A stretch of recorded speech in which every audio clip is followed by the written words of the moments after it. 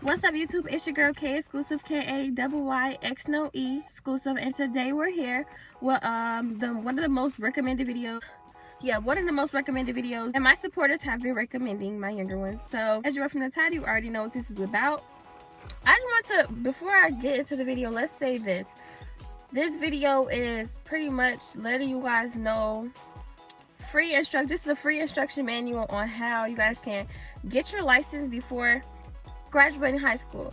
And I don't know anything after that because that's all I learned. I'm telling you guys from my experience because I can't teach you something that I could have studied and whatever, taught the 18 plus euros. Pretty much all you have to do if you're 18 plus is go to the DMV and take the test, and they'll give you pretty much all the instructions you need there. But for the people that's underage, I'm pretty sure that the specific instructions are not coming to you guys easy. So let's get right into the video.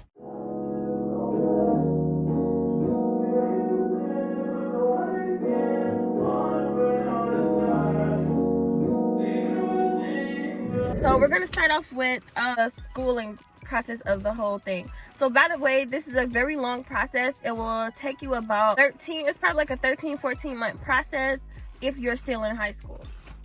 So I started my process when I was a sophomore. This may be different for whoever watching it because you know how times are evolving. So maybe you guys get driver's ed as freshmen. And also this is for children in Illinois also, because I know it's different like probably steps for people all over the world. But for the people in Illinois, this is pretty much the process. So maybe some things may change slightly, but this is what I know. So first of all, make sure that you complete your driver's ed class that's provided at your school. If you're not provided a driver's class or driver's course for a semester, which is how long that you need it for, and make sure that you pass it. But if you're not provided that, make sure that you go, you find out which schools around your area or in the city are providing it, because I'm pretty sure you'll be able to attend those classes. Then make sure, and also this whole like driver's ed thing should be completely free of charge to you because it's one of your classes at your school. Okay. Also, if you have a teacher that isn't like teach you guys like specifics on how to drive, make sure that you prioritize that, because if you go into the next portion of this process without knowing how to drive, they're gonna waste your whole like time, your whole it's just wasting a lot, you know, because it's gonna be a waiting list you have to be on, all type of stuff. So make sure that you guys are prioritizing learning how to drive during your semester of driver's ed. I know you're gonna have a bunch of other classes that you're focusing on, but try to make as much time as possible to learn how to drive.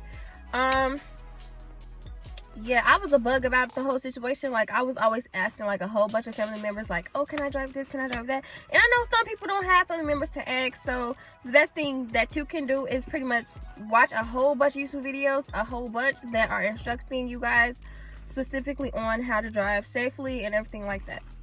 Back to what I was saying, you guys have to make sure that you pass the class in order to go on to the next step of the process, which is going to be a written exam that you have to take. And normally people cheat off of that, but if you don't want to cheat yourself of knowledge, you should definitely don't cheat on that, because that's going to be a lot of fundamental things that you're going to have to know when you're driving alone. All the things that they're teaching you, all the things that they're throwing at you is stuff that you need to know when you're driving. Like, some of the stuff you may think, oh, I don't need to know that because da da da and da da da. Baby, let me tell you my situation. Like, I was learning about, well, we were getting shown videos of people driving on narrow roads and stuff like that at night and things like that. And I was thinking like, oh, I don't need to learn this because I'm never leaving out of the city. I'm never doing this. I'm never doing that. Guess what happened? Just that. Like, I'm out the city. I'm driving on narrow roads. It's like I was super scared at first, but I've gotten used to it now. But I was super scared at first, and it was just like so new to me. So definitely make sure that you guys are considering yourself in all the scenarios, everything, because like they say all the time, you can die. This is your life. This is people's lives that you're gonna have in your hands. So yeah, after you pass the class, make sure that you have to check your transcript. You have to get possession of your transcript, only so that you will be able to show the people at the next portion of this process that you have proof of passing the class, you know. So after you make sure you have the paper that have proof of you passing the class and passing the test, the next portion you're gonna have to find, your driver's ed teacher should tell you guys this, but if you don't have a driver's ed teacher and you're in a different situation, I'm just gonna let you know this now. Once you're gonna have to find, because I'm pretty sure a whole bunch of schools around the city, CPS high schools around the city, are providing you guys with like driver's ed on the road courses where you can take your range classes, because that's what they're called when you're driving behind the wheel. It's called range class. You can take your range classes. You only have to have 6 days, but it's going to be separated within 2 weeks. So you're going to have 3 days from one week and 3 days from another week. And so yeah, you can choose which times you want to do it and everything like that. But yeah, so you guys will have to find a school around the city that provides that, and you have to pay, I believe it was $60 for the class.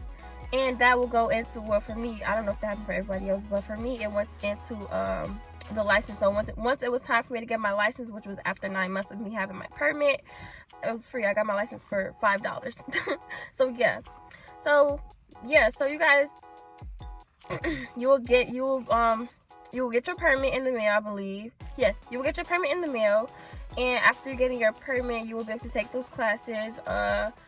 Yeah, and as long as you do well on the classes, it's when you can move to the waiting process, the 9-month waiting process, and just waiting for, you know.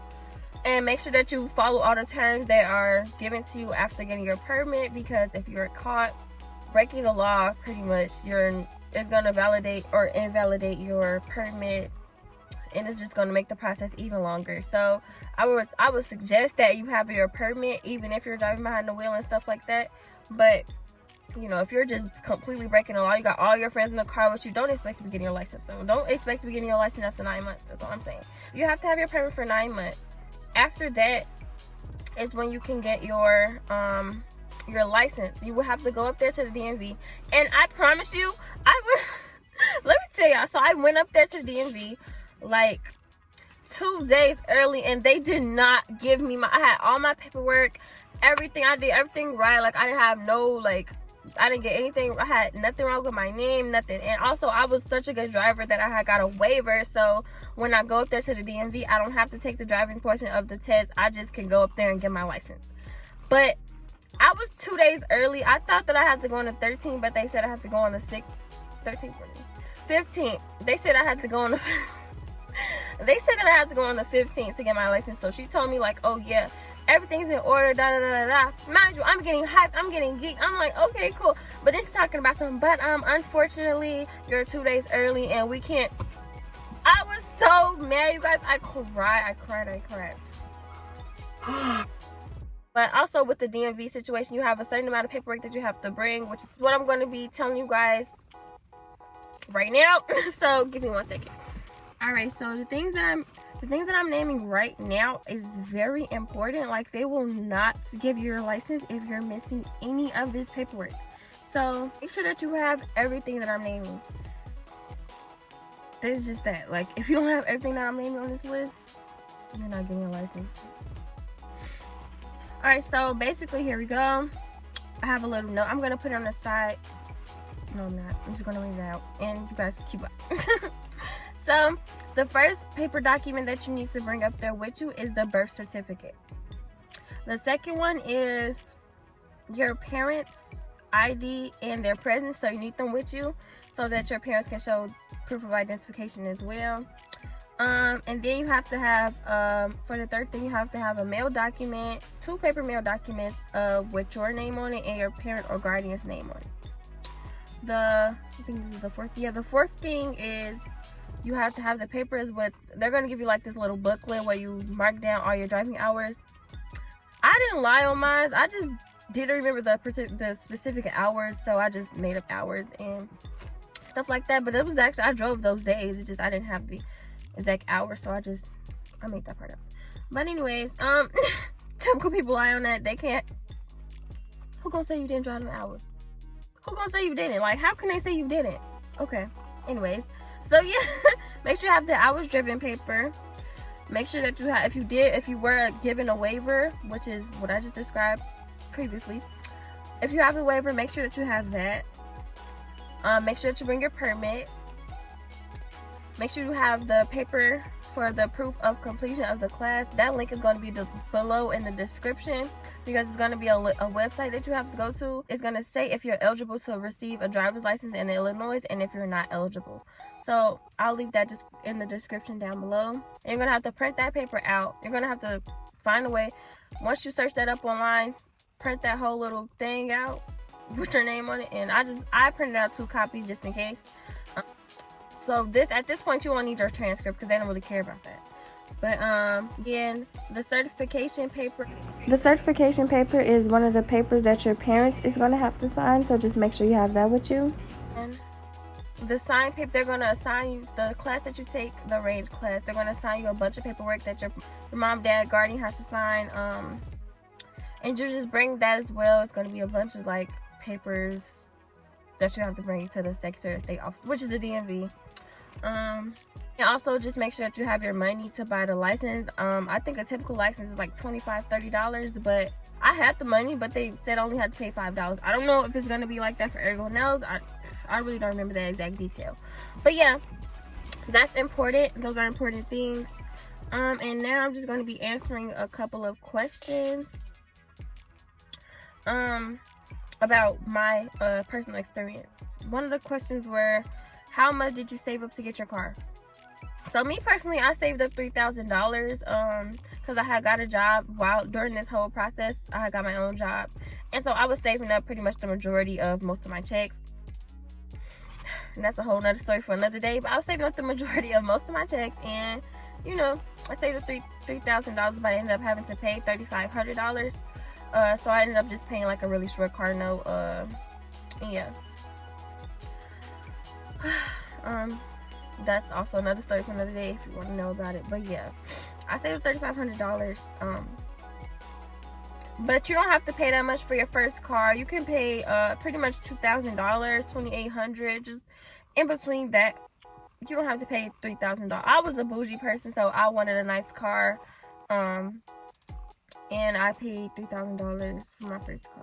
And I think yeah, you can't get a job until you're 16 in Illinois. So as soon as I turned 16, a month later, I got a job, and it won't be easy for everyone. So just make sure that you're determined and passionate about everything that you know, all your goals and stuff like that, because if you don't have the determination, you really probably won't finish the process, because it's a long process.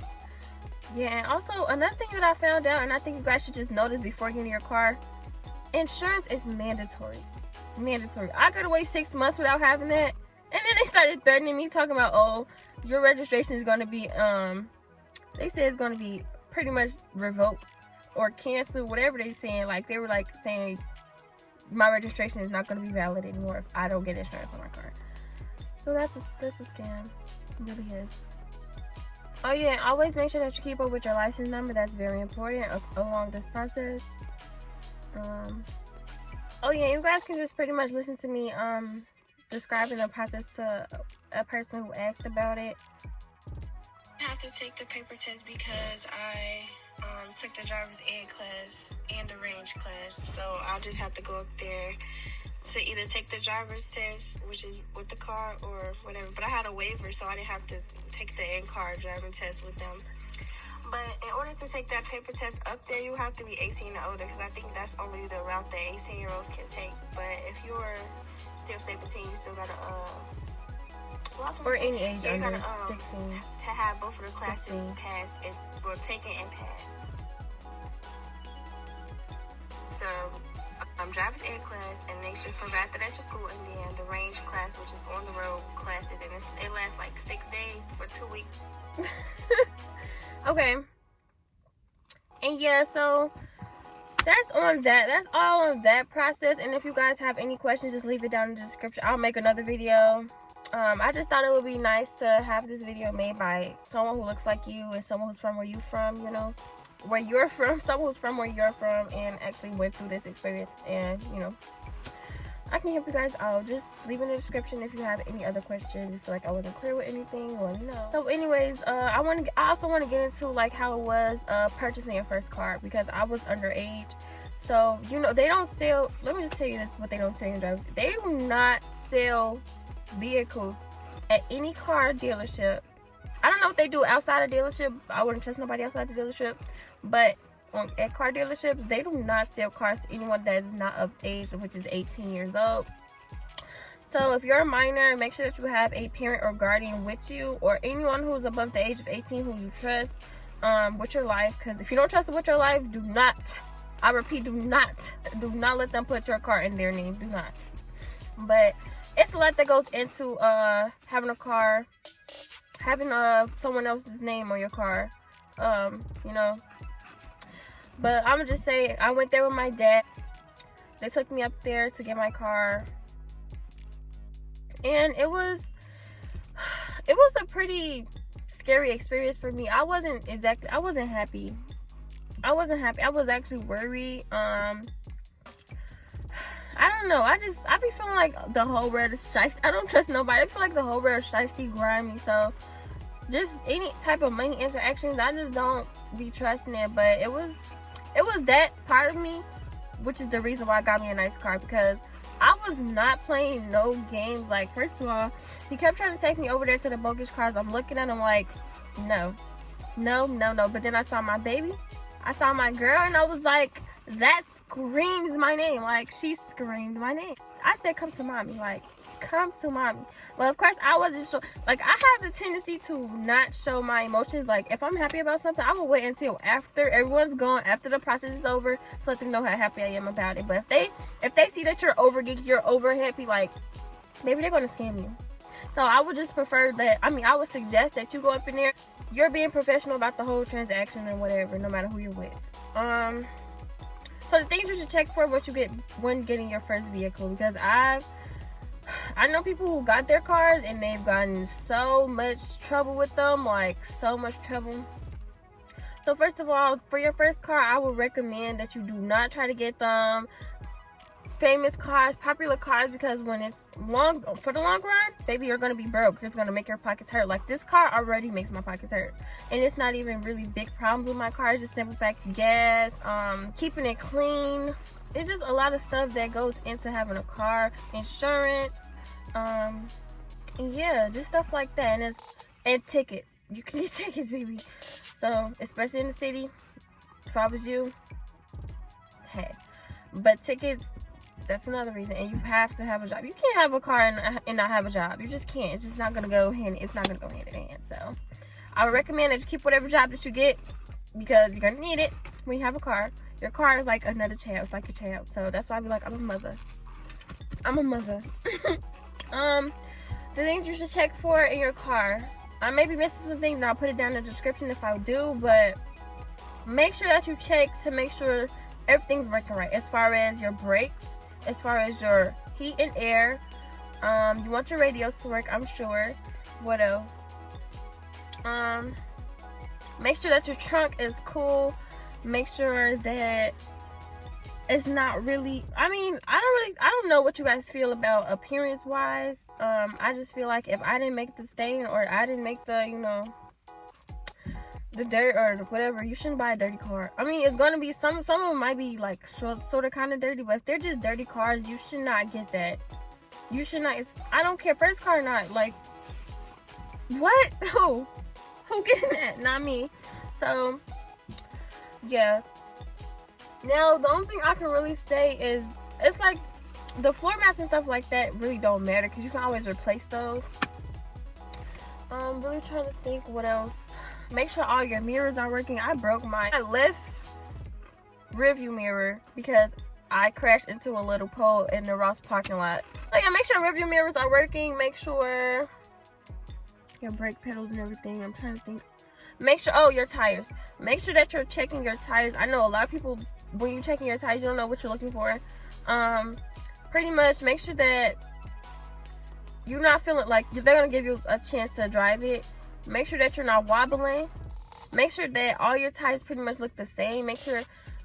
Just make sure that you ask the car dealership place, whoever's there, about your tires, because I can't tell you exactly about it, but yeah. They just have to really focus on your subconscious and listen to your subconscious and what it's saying, like, you know, because some people's car doesn't tell them, you know, all the deeps and whatever. So, And me, I had to get a tune up and an oil change when I first got my car, so it was like shaking real bad, and it had like I don't know what the oil change is for, honestly. I just got that because they said get it. I think it's time for another one also. But yeah, oil change. No, I already got mine. Yeah. Anyway, so and that's also something that you're gonna have to keep up with. Like every 5 or 6 months, you're gonna have to get another oil change. And I'm not sure how often you have to do a tune up. I think it's like once a year you need to tune up. Especially if it's a used car, which I'm sure it will be. You don't want to be worried about paying a car note in high school. I just feel like that's not something you should be worried about. So just try to focus on ownership of a car. And it's not going to be your full ownership. I keep getting off topic with this, but for full deets on this, if you're under 18, the person who's above 18 or 18 above that, the car is going to be in their name. Let's just leave it at that. They talking about, oh, your name being under that name means that you are co-owner, da-da-da. How come on none of the documents, even my insurance is not in my name? So what are you saying? What do they mean by that? Because anything that is mailed or whatever, it's in my father's name. It's not in my name. And this is all my money. Everything that's going on is my money. I'm making his credit better. And this and the third. Like, this whole little thing is ridiculous. Like, I'm giving y'all the raw. Like, this I'm not a teacher. I'm a regular person, so yeah. But if you really want a car, you'll be willing to go through this because it's only for a couple of years, and then you'll have your own stuff. Yeah, I hope this video helped you guys. I hope it's inspiring some of you to get up and go and do what you want. Like, go for your goals, go for your dreams and everything like that. But it's not up to me to inspire you guys. It's up to you to have that confidence, to have that ambition, to want to go and do things for yourself. Yeah, it's really important that you guys, let's try to be better than what our parents were. That's all I'm focused on. Like, try to be better than what your parents were. Try to break that generational curse, whatever it may be. If you're one of the people who are like struggling as far as like having a support system and something and things like that, you can always DM me. I'm like the best form of support system anyone can have. Like, you can ask anyone who knows me. I'm like the best form of support system like anyone can have. I really hope that things go well with this process for you guys. Like I said, it's gonna be like 13 months worth of getting the whole license thing. And if you want to buy a vehicle while you have your permit, I'm pretty sure you can get away with that as long as you are a safe driver. Which shouldn't be hard. Just don't drink and drive, don't smoke and drive, none of that, and you'll be all right. So I'll be trying to do more content for you guys soon. But stay tuned. Okay.